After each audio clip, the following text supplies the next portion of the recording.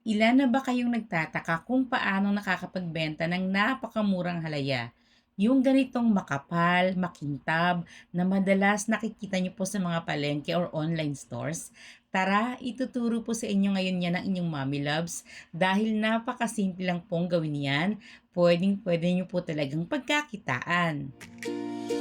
Mix and cook, cooking made easy as 1, 2, 3. 1.2 kilograms po yung kamoting kahoy na binili ko. Siyempre, tinanggalan pa po natin ito ng balat.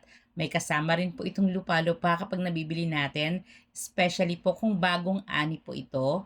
After mahugasan, mabalatan at mahugasan po uli, nilaga lang po natin ito. Dapat po malambot na po talaga yung pagkakalaga natin. Yung halos maggutay-gutay na po siya sa sobrang lambot. Para madali lang pong mamash or kung available naman po sa inyo ang blender or food processor, pwedeng-pwede nyo po ito dong padaanin. Bukod po sa ating kamoting kahoy, 4 na sangkap lang po yung ating idadagdag.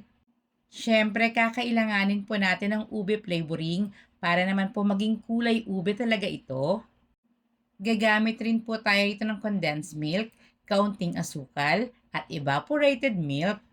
Kung may available nga po pala kayong gilingan, blender, or food processor, after po nating mapaghalo-halo lahat po ng mga sangkap, padaanin nyo po muna ulit ito doon para naman po mas maging smooth po yung consistency ng ating mixture. Then after nyan, sa isang pan, maglagay po tayo ng half bar ng margarine. At yes, sa mga possible na magtatanong, pwedeng-pwede po ritong gumamit ng butter. Naka-low heat lang po tayo rito para hindi nga po masunog yung ating margarine. Then, ilagay na po natin yung ating mixture kanina. Ito po, pinadaan ko po sa blender. Simpleng proseso lang, hahaluin lang po natin ito over medium heat hanggang sa makuha po natin yung kunat na gusto natin.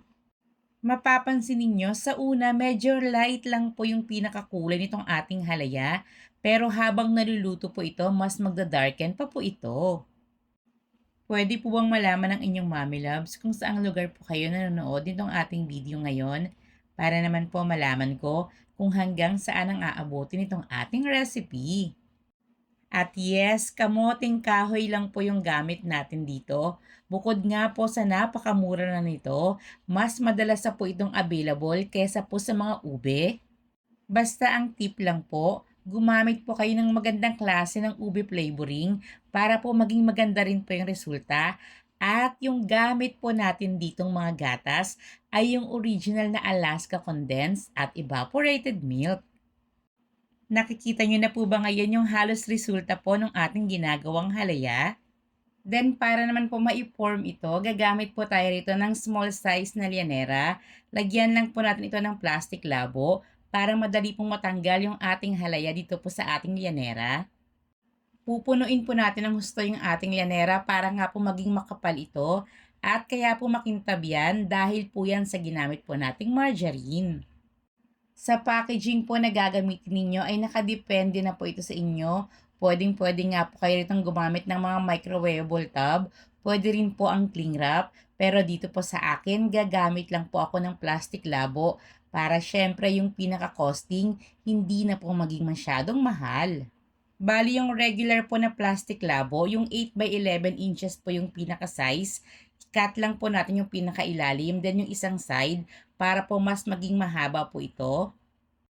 At sa pagbabalot niyan, makikita niya naman po yung aking gagawin. Sa kusina may kwento si Mami Labs ang bida. Lutong bahay o pang negosyo, lahat kayang-kaya. Kakanin, ulam, dessert na masarap. Pinadali ni Mami Labs kahit medyo mahirap. Tinuturuan ka, bawat hakbang talaga. Simpleng luto, ginagawang masaya. Kaya kung gusto mong matutong magluto, panoorin lang, siguradong ganado.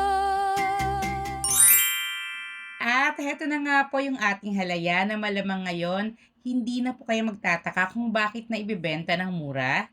Of course, bukod po sa sangkap na gamit nila, yung volume po kasing pinag-uusapan or yung dami po nang naibibenta nila, kahit kaunti lang po yung tutubuin kasi nila, kung marami naman po yung maibibenta, malaki na rin po ito kapag pinagsama-sama. Pero mga palalabs, dito po sa ating recipe ha, magugulat po kayo kung gaano po ito kasarap. Although may part pa rin po, especially kung mahilig ka pong kumain or nagluluto ka po talaga ng ube halaya, mapapansin mo pa rin po talaga yung pagkakasaba. Pero gulat na gulat po talaga ako dito po sa resulta ng ating recipe uli ha. Napakasarap po talaga nito. Alam mo yung pansamantala mong kakalimutan yung cravings mo sa ubi halaya dahil dito pa lang po talaga masosolve ka na. Tamang-tama lang po yung tamis, makunat po talaga dahil para sa akin mas makunat nga po yung cassava. Yung texture, basta magiling lang pong mabuti yung atin pong mixture, same lang po na smooth. Basta hindi naman po sa pagbubuhat ng sariling bangko, napakasarap po talaga nitong ating recipe. Sana naman po ay mai-share nyo itong ating video para naman po makita rin po ng iba, lalo na po yung mga curious sa ganitong recipe, matutunan at malaman rin po nila kung paano rin po ito ginagawa nang makatulong rin po tayo sa kanila. So, paano? Hanggang sa muli po nating pagluluto! Walang imposible basta't susundan mo lang. Si Mami Labs laging may bagong alam. Ulam mo kakanin kahit talin, madali na lutuin pag siyang